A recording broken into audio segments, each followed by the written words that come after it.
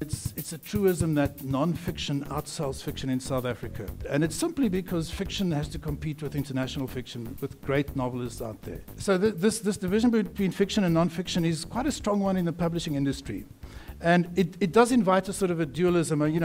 Fiction is imaginative and artistic and aesthetic, while non-fiction is supposed to be factual and empirical. We know that there's a spectrum from what the people call biofiction, to memoirs, to confessions, all the way to non-fiction. And in that spectrum, these different lines begin to shade into each other. And I'm just wondering, before I give over to this panel, whether witnessing still matters in post-apartheid South Africa, in your writing, whether witnessing is still quite the same thing as it was. Because I think it's fair to argue that since the mid-90s, going into the 2000s, writers have had good reason and perhaps sort of a sense of relief that they could actually relax.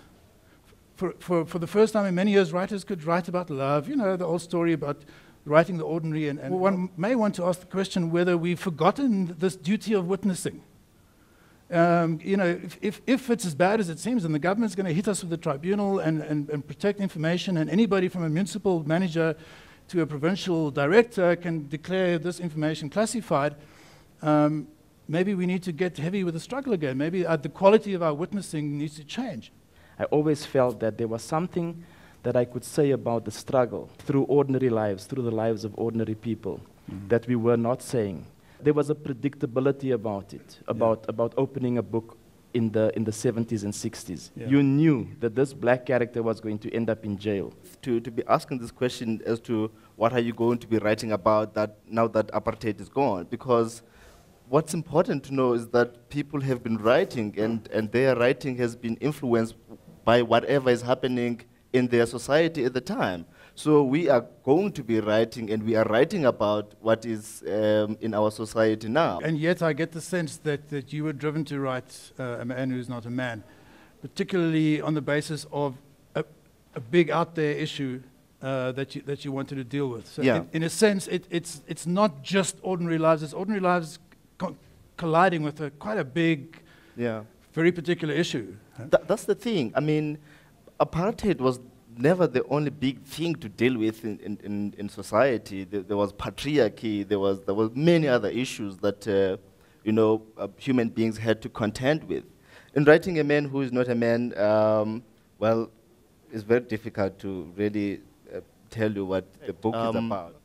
I was looking at the dynamics of manhood here, but in order to address that question, I had to lay out the details, the fiber in the society, life as I know it, life as I witness it, and use that to grapple with this big question that I want to deal with. Just about the matter of two things, Deon. You write in a very particular voice, which I think, given the intra-Afrikaner community, whom you often scandalize, so you by no means a reconstructed net.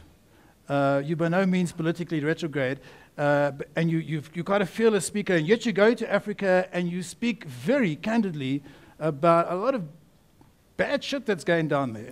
Well, right? I think you must understand that Afrikaans was also liberated in '94. Before '94, it was the dominee and the teacher and the SABC and the RTKV and the FRK and all of these things that controlled what Afrikaans culture the masses were exposed to. So with '94 happening and those kind of organizations playing a much smaller role now, you are in a position where Afrikaans as a creative language is also liberated. I think when I was first dumped on the market, I may have come as a bit of a shock to a lot of people, and there was a knee-jerk reaction. But a lot of people have actually started cutting through the hype and looking at exactly what I'm saying and going, hey, whoa, and not just agreeing with me necessarily, but also saying that, look, we're living in a free country. We're supposed to be encouraging debate, and therefore, even though I don't agree with what he's saying, he has the right to say what he's saying. Zukiswa, you represent something in the emerging sort of world of South African writing, for want of a better word, that has been seen as distinctive. But how do you see what you're doing? And what kind of voices you're putting out there? I think, you know, you were talking about the whole witnessing thing earlier, and I really think everything in life is political. I don't necessarily have to be commenting on the government because we are the government. So if I'm talking about ordinary lives, what I do with Men of the South really, I'm trying to question society's stereotypes about that are happening in contemporary South Africa. So in a way, I am witnessing, I'm commenting. Obviously, I'm doing it in a light-hearted manner because I really don't feel like I should be preaching to people. People should be entertained and then maybe pause and think about it. Zuki does that. I mean, she does deal with the question of masculinities and the definitions of manhood and so on. And I'm jumping in because this is also a subject that I am really interested in. It's a question that I also try to deal with in my own book. Many people look at this book and see this white ochre in this boy's face here and think that it's a book about circumcision. And I don't think that it's a book about circumcision. I'm using circumcision to question a bigger subject, which is a question of manhood and masculinities. The questions I'm asking in particular, I'm making reference with circumcision is, you know, what is it that, you know, you get out of this rite of passage, you know, and can today it be achieved differently through other means, through a society that has evolved? My question is, why does manhood always need to be defined? But Yes. nobody's really trying to define womanhood, you know? When I was growing up in Reveille, I was regarded as a kind of a freak or not quite masculine because I was a reader of books and because I wasn't a soccer player. Has it changed now? I don't think it's changed now.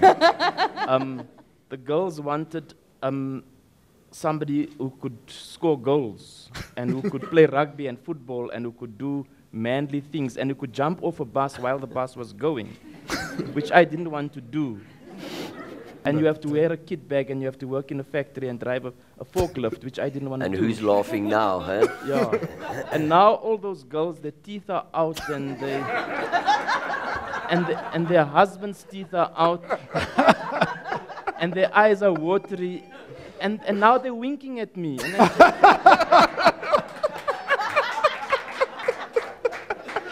I must say I find the literary groupie circuit very interesting. I've worked with lots of groupies in my life, being in the music industry and stuff, but the literary one is quite interesting. Tell us about your perceptions of the literary groupie scene. Well, firstly, they're obviously readers, which is a very interesting thing for a groupie, because a groupie traditionally suffers from a lack of self-confidence and certain personality defects, you know. That's why they are groupies, because they're trying to kind of make themselves better by sleeping with people. I don't know, my groupies always want to talk about penises. Well, then that's you not should what just I start want. batting for the other team, you know. Yeah, I mean, in all sorts of ways, you know, and I have to contend with, really, that's the summary. They always want to talk about Well, I this do thing believe that the penis is a much under-discussed. I mean, that's why I wrote the book to begin with. So we call it a day.